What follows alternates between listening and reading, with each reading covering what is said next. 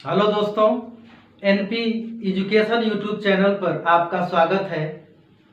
आज का हम लोगों का वीडियो रहेगा बुद्धि। और बुद्धि नामक चैप्टर में हम लोग यह जानने का प्रयत्न करेंगे कि बुद्धि किसे कहते हैं, बुद्धि की परिभाषाएं मनोवैज्ञानिकों के द्वारा क्या क्या बताई गई थी, इसके बारे में अध्ययन करेंगे। बुद्धि शब्द का सर्वप्रथम प्रयोग किसके द्वारा किया गया था, यानी कहने का मतलब यह है कि बुद्धि नामक चैप्टर में जो महत्वपूर्ण तथ्य हैं उनके बारे में भी अध्ययन करेंगे। ठीक है ना? तो आते हैं अपने टॉपिक पर। बुद्धि बुद्धि को इंग्लिश में कहा जाता है इंटेलिजेंस। इंटेलिजेंस कहा जाता है। यदि आपसे क्वेश्चन किया जाए कि बुद्धि का सामान्य अर्थ क्या है, तो आप बताएंगे कि बुद्धि विचार करने वह समस्त मानसिक क्रियाओं का संगठित रूप है। बुद्धि क्या है? तो विचार करने वह समस्त मानसिक क्रियाओं का क्या है? संगठित रूप है। आप बुद्धि का सामान्य अर्थ बता सकते हैं, परिभाषा बता सकते हैं। आप ये भी बता सकते हैं कि बुद्धि जो होता है कार्य करने की योग्यता होता है। बुद्धि कार्य करने की शक्ति है, बुद्धि कार्य करने की योग्यता है, बुद्धि समायोजन की योग्यता है। जैसे जब किसी व्यक्ति के जीवन में कोई समस्या उत्पन्न होती है तो वह करता क्या है? उस समस्या का समाधान करने का प्रयास करता है। तो आप ये भी कह सकते हैं कि बुद्धि समस्या समाधान करने की योग्यता है और वातावरण में अपने आप को समायोजित करने की भी योग्यता क्या है? बुद्धि है। तो अनेक परिभाषाएं मनोवैज्ञानिकों के द्वारा बुद्धि का दिया गया है, लेकिन हम यह जानने का प्रयास करेंगे कि बुद्धि शब्द का सर्वप्रथम प्रयोग किसके द्वारा किया गया था। बुद्धि शब्द का सर्वप्रथम प्रयोग किसके द्वारा किया गया था? तो आपका उत्तर होगा फ्रांसिस गाल्टन के द्वारा 1885 ईस्वी में किया गया था। ठीक है ना? यानी बुद्धि शब्द का प्रयोग किसके द्वारा किया गया है? तो फ्रांसिस गाल्टन महोदय के द्वारा 1885 ईस्वी में किया गया था। अब यदि फ्रांसिस गाल्टन यह एक मनोवैज्ञानिक है, शिक्षाविद भी है, तो यदि फ्रांसिस गाल्टन का नाम आ गया तो हम लोग कुछ महत्वपूर्ण टॉपिक जान लेंगे जो आपके एग्जाम के लिए क्या रहता है? इंपॉर्टेंट रहता है। जैसे फ्रांसिस गाल्टन महोदय ने व्यक्तिगत भिन्नता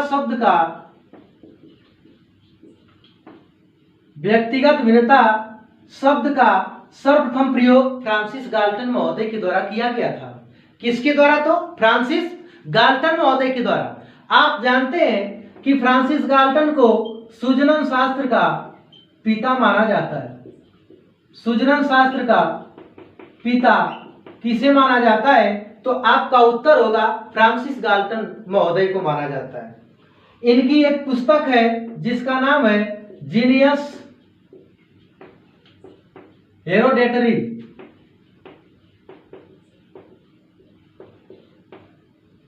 जीनियस हेरोडेटरी नामक पुस्तक किसके द्वारा दिया गया था? तो गाल्टन महोदय के द्वारा दिया गया था। यह जो प्रश्न है, यह जो पुस्तक है, यह आपके सुपर टेट में पूछा हुआ था कि जीनियस हेरोडेटरी नामक पुस्तक किसके द्वारा दिया गया है?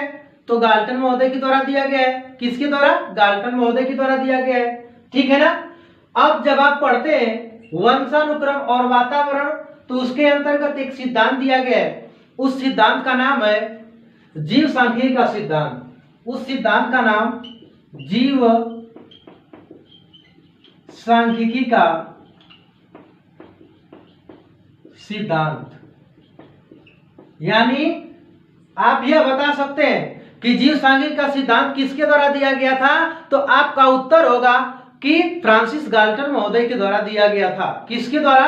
फ्रांसिस गाल्टन महोदय के द्वारा दिया गया था। यानी हम लोग गाल्टन से संबंधित 5 तथ्य जान चुके। जीनियस हेरोडेटरी किसकी रचना है, किसकी पुस्तक है? तो गाल्टन की पुस्तक है। सूजनन शास्त्र का पिता किसे कहा जाता है? तो गाल्टन को कहा जाता है। व्यक्तिगत विविधता शब्द कौन दिया था? तो गाल्टन महोदय ने दिए थे। द्विसंगि का सिद्धांत किसके द्वारा दिया गया है? गाल्टन महोदय के द्वारा दिया गया है। बुद्धि शब्द का सर्वप्रथम प्रयोग किसके द्वारा किया गया था? गाल्टन के द्वारा किया गया था। कब किया गया था? 1885 ईस्वी में किया गया था। तो हम लोगों का टॉपिक तो बुद्धि चल रहा है, लेकिन गाल्टन का नाम जब आ गया तो इसी से संबंधित 5 क्वेश्चन हम लोग जो महत्वपूर्ण था आप देखेंगे प्रीवियस ईयर यूपी टेट में पूछा हुआ है, पेपर में बना हुआ है क्वेश्चन एक, आप जब हल करेंगे तो आपको मिलेगा। लेकिन हम अब यह जानने का प्रयास करेंगे कि बुद्धि के अंतर्गत जो मनोवैज्ञानिकों की परिभाषाएं क्या क्या बताई गई है, ठीक है ना। लेकिन बुद्धि के अंतर्गत कुछ महत्वपूर्ण तथ्य भी बताए गए, जैसे मानसिक परीक्षण शब्द का प्रयोग किसके द्वारा किया गया है? तो आपका उत्तर है किसके द्वारा? कैटल महोदय के द्वारा किया गया है। किसके द्वारा? कैटल महोदय के द्वारा किया गया है। यानी आप यह हेडिंग बना सकते हैं कि महत्वपूर्ण तथ्य,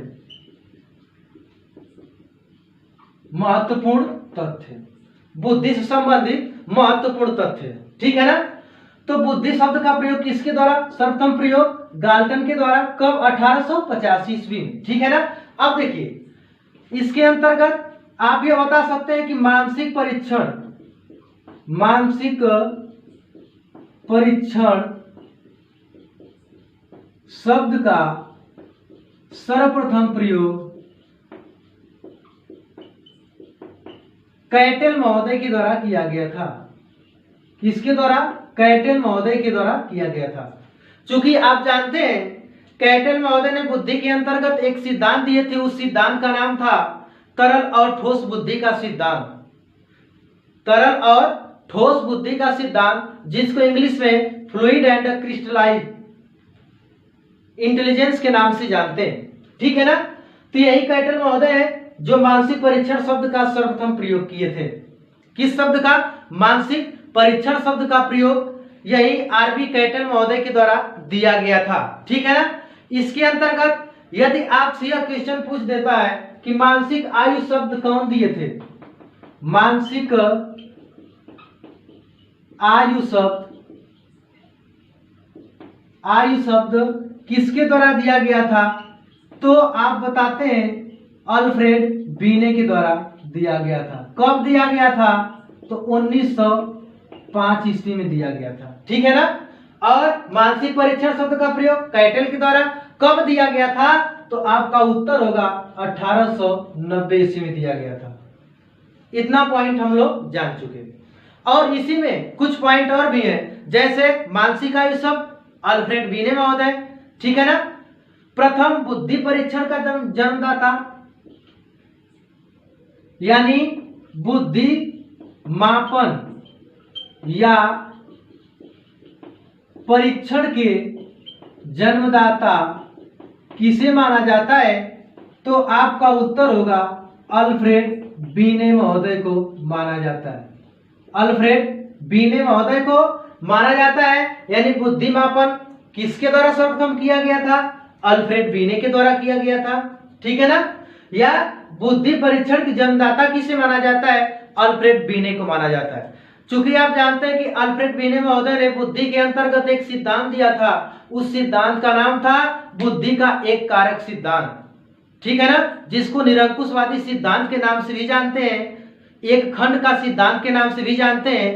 तो जब बुद्धि का सिद्धांत बताया जाएगा तो उसके अंतर्गत आपको एक कारक सिद्धांत, द्विकारक सिद्धांत, त्रिकारक सिद्धांत, त्रिपाची सिद्धांत, त्रितंत्री सिद्धांत और त्रिआयामी सिद्धांत, बुद्धि का बहुआयामी सिद्धांत, यानी जो प्रतिपादक हैं उनके बारे में बताया जाएगा और बुद्धि के सिद्धांत का विस्तार से अध्ययन किया जाएगा। लेकिन बुद्धि मापन या बुद्धि परीक्षण का जन्मदाता किसे माना जाता है? तो बीने महोदय को माना जाता है। किसे माना जाता है? बीने महोदय को माना जाता है, ठीक है ना। और इसी में आपसे क्वेश्चन यह पूछ देता है कि प्रथम क्रियात्मक बुद्धि परीक्षण, प्रथम क्रियात्मक बुद्धि परीक्षण किसके द्वारा किया गया था? तो सैगविन महोदय के द्वारा किया गया था। किसके द्वारा? सैगविन महोदय के द्वारा प्रथम क्रियात्मक बुद्धि परीक्षण किया गया था। चूंकि जब आप पढ़ते हैं बुद्धि परीक्षण के अंतर्गत यानी इंटेलिजेंस टेस्ट जब आप पढ़ते हैं तो एक टेस्ट का नाम है आकृति फलक परीक्षण। तो आप ये भी जानते रहिए कि आकृति फलक परीक्षण के जन्मदाता कौन माने जाते हैं? तो सैकविन महोदय माने जाते हैं। और प्रथम क्रियात्मक बुद्धि परीक्षण किसके द्वारा सर्वप्रथम किया गया था? तो आपका उत्तर होगा सैकविन महोदय के द्वारा किया गया था। किसके द्वारा? सैकविन महोदय के द्वारा किया गया था। इसके बाद यदि आपसे क्वेश्चन यह करता है कि आईक्यू शब्द का सर्वप्रथम संप्रत्यय किसके द्वारा दिया गया था? तो आपका उत्तर होगा स्टर्न एंड कोहलमान के द्वारा दिया गया था। कब दिया गया था? तो 1912 ईस्वी में दिया गया था। ठीक है ना? यानी आईक्यू शब्द का सर्वप्रथम संप्रत्यय स्टर्न एंड कोहलमान 1912 ईस्वी। इन्होंने आईक्यू जिसको बुद्धिलब्धि कहा जाता है, इन्होंने कहा था कि आईक्यू इक्वल टू होता है MA/CA। चूंकि आईक्यू को बुद्धिलब्धि कहा जाता है, ठीक है ना? MA को क्या कहा जाता है? मानसिक आयु। मानसिक आयु के नाम से जानते हैं और CA को वास्तविक आयु के नाम से जानते हैं। ठीक है ना? यानी जो प्रथम संप्रत्यय दिया गया था आईक्यू से संबंधित तो स्टर्न एंड कोहलमान के द्वारा, और उन्होंने यही बस बताया था कि आईक्यू इक्वल टू होता है MA/CA।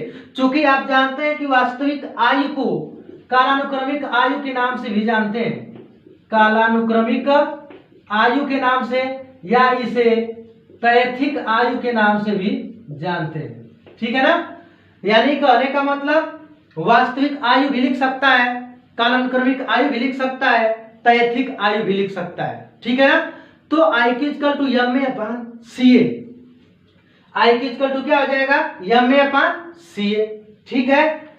इसके बाद आईक्यू का सर्वप्रथम आईक्यू शब्द का या आईक्यू का संशोधित सूत्र किसके द्वारा दिया गया था? बुद्धिलब्धि का संशोधित सूत्र किसके द्वारा दिया गया था? तो आपका उत्तर होगा टर्मन महोदय के द्वारा दिया गया था। कब दिया गया था? तो 1916 ईस्वी में दिया गया था। और इनके द्वारा बताया गया कि आईक्यू बराबर होता है MA/CA × 100। तो यहां से क्वेश्चन बार बार पूछे जाते हैं। आप जब प्रीवियस ईयर का पेपर उठाकर देखेंगे तो डायरेक्ट जो टर्मन के द्वारा संशोधित सूत्र दिया गया है यही से क्वेश्चन कर दिया गया है कि आईक्यू इक्वल टू क्या होता है? तो मानसिक आयु अपान वास्तविक आयु गुणे 100 होता है। ठीक है ना? यहां से प्रश्न भी पूछा हुआ, मान लीजिए कि किसी बालक का जो मानसिक आयु हो वह 12 वर्ष हो तथा वास्तविक आयु कितना हो? 10 वर्ष हो, तो आईक्यू कितना होगा? बालक का आईक्यू कितना होगा? यह प्रश्न आप देखेंगे तो प्रीवियस ईयर के एग्जाम में पूछा हुआ है, यूपी टेट। ठीक है ना? शायद 2016 के अंतर्गत पूछा हुआ है।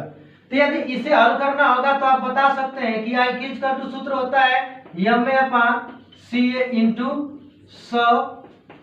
MA का मान कितना है?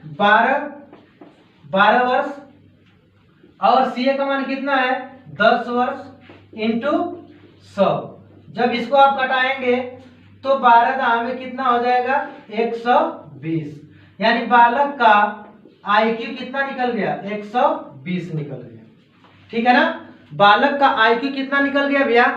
120 निकल गया। इतना आप क्या कर लिए? समझ चुके हैं। ठीक, अब देखिए यदि आपसे क्वेश्चन करता है कि भारत में प्रथम बुद्धि परीक्षण का जन्मदाता, भारत में प्रथम बुद्धि परीक्षण का जन्मदाता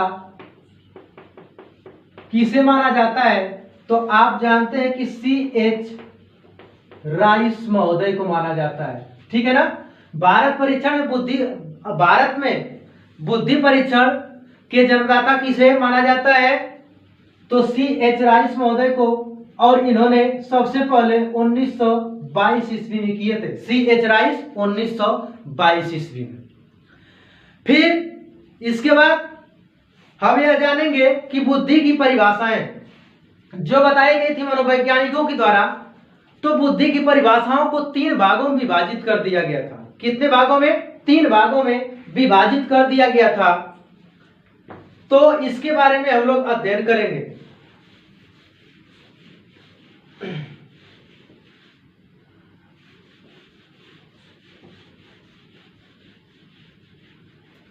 ये जो टॉपिक आप लोगों को बताया जा रहा है एग्जाम की दृष्टि से बहुत महत्वपूर्ण है, और आप जब इसे पढ़ेंगे तो आपको ऐसा लगेगा कि नहीं, जो बताया जा रहा है वाकई में एग्जाम से संबंधित है। ठीक है ना। तो आते हैं अपने पॉइंट पे। बुद्धि की परिभाषाएं। बुद्धि की परिभाषाएं 3 भागों में विभाजित किया गया है। बुद्धि की परिभाषा को कितने भागों में? 3 भागों में विभाजित किया गया है। पहला भाग बताया गया कि बुद्धि क्या है? तो पहला भाग बताया गया कि बुद्धि समायोजन की योग्यता है। बुद्धि समायोजन की योग्यता है। दूसरा बताया गया कि बुद्धि सीखने की योग्यता है। बुद्धि सीखने की योग्यता है। और तीसरा बताया गया कि बुद्धि अमूर्त चिंतन की योग्यता है। जब आप पढ़ते हैं मनोवैज्ञानिकों का स्टेटमेंट, तो मनोवैज्ञानिकों ने अपना अपना मत प्रस्तुत किया है। जैसे बताया जाएगा अभी कि कौन से मनोवैज्ञानिक कौन सी परिभाषा दी है, लेकिन यह जाने की समायोजन की योग्यता बताने वाले में कौन कौन से मनोवैज्ञानिक आते हैं। तो आप बता सकते हैं रास महोदय, बर्ट महोदय, स्टर्न महोदय, वुडवर्थ महोदय, फ्रीमैन, यानी रास,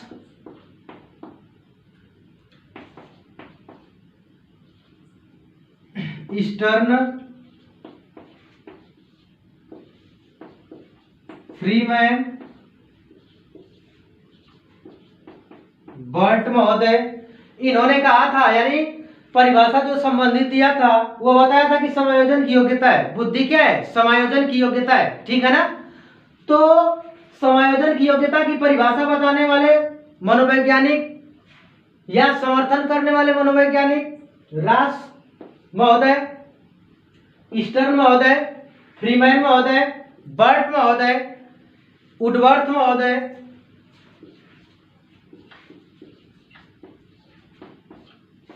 बीने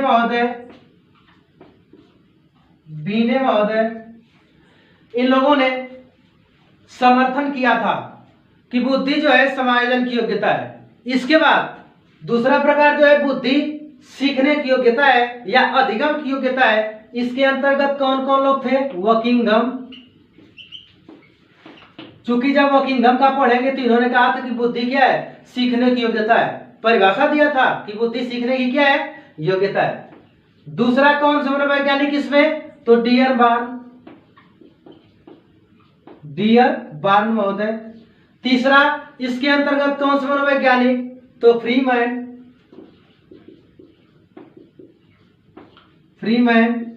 ठीक है ना। फ्रीमैन इसमें है। थॉर्नडाइक भी इसी में आएंगे, थॉर्नडाइक, और अन्य मनोवैज्ञानिक भी थे। तीसरा जो प्रकार बताया गया कि बुद्धि अमूर्त चिंतन की योग्यता है। टर्मन महोदय ने परिभाषा दिया था बुद्धि के अंतर्गत कि बुद्धि अमूर्त चिंतन की योग्यता है। ठीक है ना। बुद्धि क्या है? अमूर्त चिंतन की योग्यता है। परिभाषा टर्मन महोदय के द्वारा दिया गया था। लेकिन अमूर्त चिंतन की योग्यता जो परिभाषा दिया गया था, समर्थन कौन कौन लोग किए थे?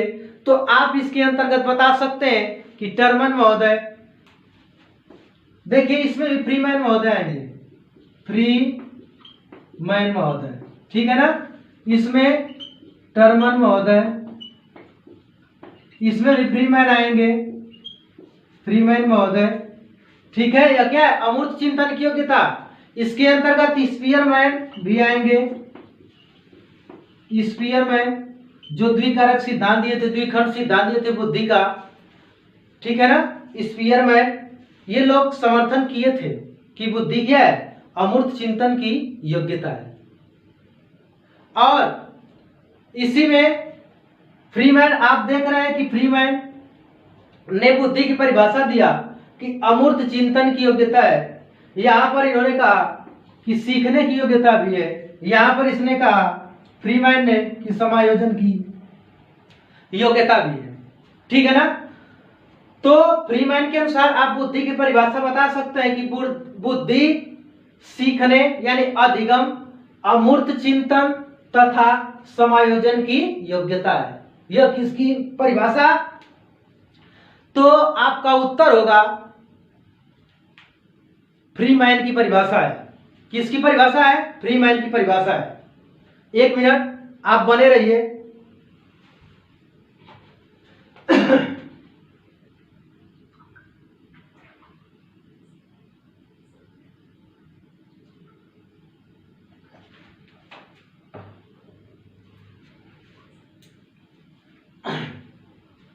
फ्रीमैन की परिभाषा है, इन्होंने यानी बता सकते हैं कि फ्रीमैन के अनुसार बुद्धि अमूर्त चिंतन, अधिगम तथा समायोजन की योग्यता है। वकिंघम ने कहा था कि बुद्धि सीखने की योग्यता है।